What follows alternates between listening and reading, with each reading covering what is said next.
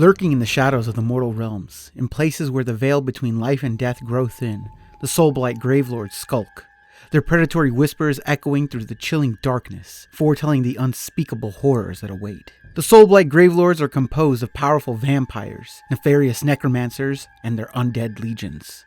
These vampires have a long and storied history, serving as the most ancient of allies to the great necromancer, Nagash. While lacking the unity of the other death factions, their diversity and individualism becomes their strength. Those cursed with the Soulblight include not only vampires, but also powerful wights and their skeletal kingdoms, and horrific grave beast abominations. Necromancers seeking forbidden knowledge or safety among their vampire lords raise armies of dutiful skeletons and shambling zombies. The autonomy of a Soulblight civilization makes them cunning and creative, but also prone to self-serving ambition and betrayal. The Soulblight Gravelords are driven by their thirst for power.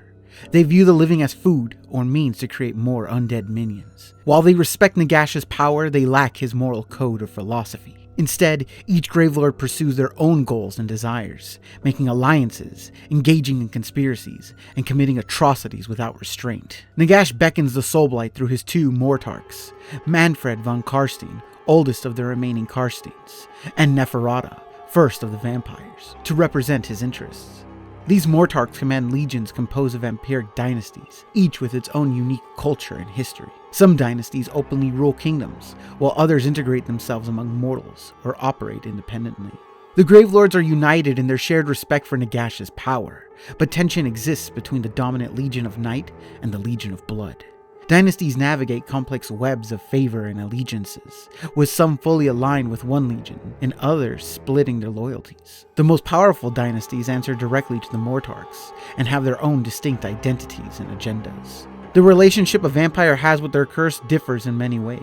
The Castelli are honorable lords, often hiding among the living. Their blood knights perfect their skill in battle by learning, and in turn teaching different cultures their martial discipline. The Avangori take on monstrous forms after a ritualistic 10-day fast. The horrific form is insatiable, and oftentimes requires the Avangori lord to drink deep from powerful beasts and demons. The Verkos dynasty are blessed by Harspawn, the Hound of Carns. They take on features of lupine beasts and hunt through the frozen lands in which they are found. Very few have a form that can pass as mortal, but that does them little good, as the Verkos always answer to their hunger like a starving wolf.